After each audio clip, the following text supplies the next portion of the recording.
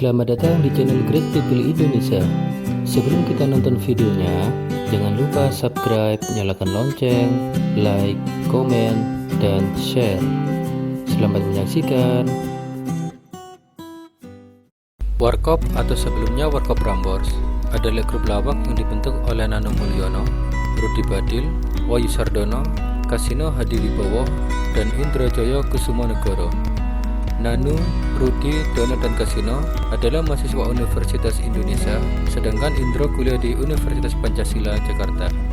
Mereka pertama kali meraih kesuksesan lewat acara obrolan santai di warung kopi yang merupakan garapan dari Temi Lesanpura, kepala bagian programming Radio Prambors. Acara lawakan setiap Jumat malam antara pukul 20.30 WIB hingga pukul 21.15 WIB. Disiarkan oleh Radio Prambors yang bermarkas di kawasan Mendut, Prambanan, Borobudur alias Menteng Pinggir. Dalam acara itu, Rudi Badil sering berperan sebagai Mr. James dan Bang Khalil. Indro yang berasal dari Purbalingga berperan sebagai Mas Towi, Paijo, Ubay atau Ansori. Kasino yang asli Gombong perannya bermacam-macam, menjadi Mas Bayi, Acing atau Acong, Sanwani, dan Guyung.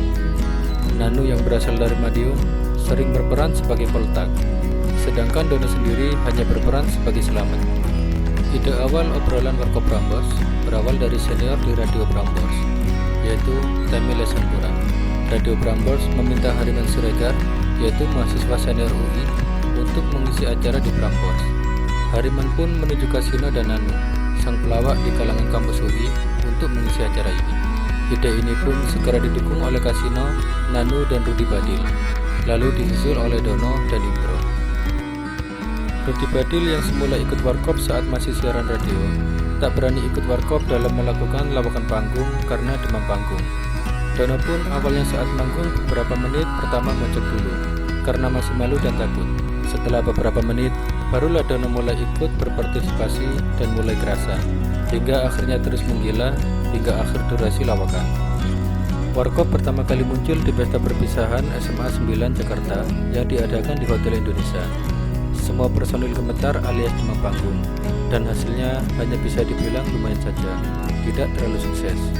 Namun peristiwa pada tahun 1976, pertama kali Warkop menerima honor yang berupa uang transport sebesar 20.000. Uang itu dirasakan para personil Warkop besar sekali, namun akhirnya habis untuk menakdir makan teman-teman mereka.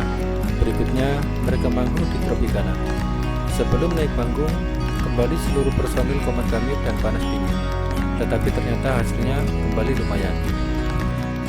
Baru pada acara terminal musikal, grup Warkop Prambors baru benar-benar lahir sebagai bintang baru dalam dunia lawak Indonesia. Acara terminal musikal sendiri tak hanya melahirkan Warkop, tetapi juga membantu memperkenalkan grup BSP yang bertetangga dengan Warkop.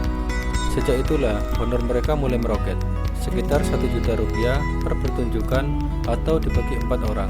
Setiap personil mendapat 250.000. Mereka juga jadi dikenal lewat nama Dono Kasino Indro atau DKI, yang merupakan plesetan dari singkatan Daerah Khusus Ibu Kota. Ini karena nama mereka sebelumnya Warkop Prambors memiliki konsekuensi tersendiri. Selama mereka memakai nama Warkop Prambors, maka mereka harus mengirim royalti kepada Radio Prambors sebagai pemilik nama Prambors. Maka itu, kemudian mereka mengganti nama menjadi Warkop DKI. Dari semua personil Warkop, mungkin Dono lah yang paling intelek. Walau ini agak bertolak belakang dari profil wajahnya yang agak ndeso. Dono bahkan setelah lulus kuliah menjadi asisten dosen di FISIP UI, tepatnya jurusan Sosiologi. Dono juga kerap menjadi pembawa acara pada acara kampus atau acara perkawinan rekan kampusnya. Kasino juga lulus dari FISIP. Selain melawak, mereka juga sempat berkecimpung di dunia pecinta alam.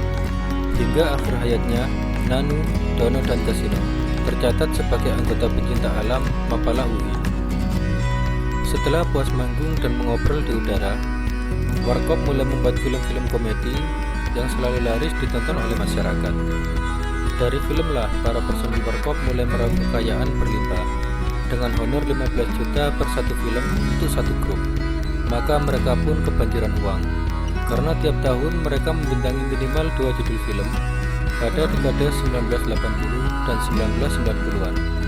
yang pada masa itu selalu diputar sebagai film menyambut Tahun Baru Masehi dan menyambut Hari Raya Idul Fitri di hampir semua bioskop utama di seluruh Indonesia.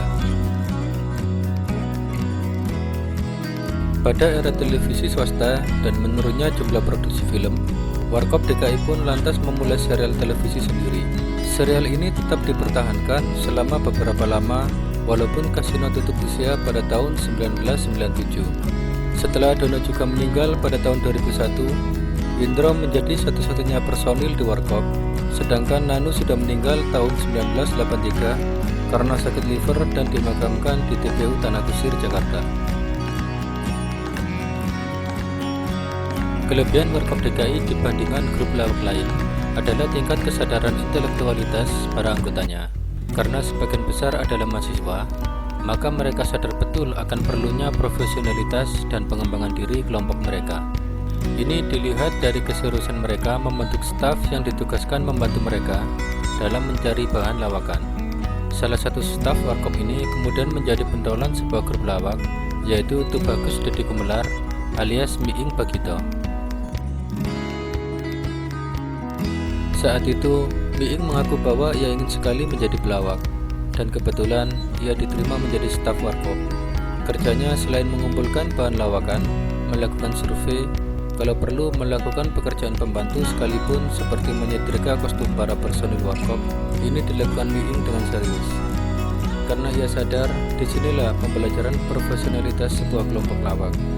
Miing sempat ikut dalam kaset Warkop dan film Warkop, sebelum akhirnya membentuk kelompok lawak sendiri bersama Didin dan Hadi Prabowo alias Luna yang diberi nama Bagito.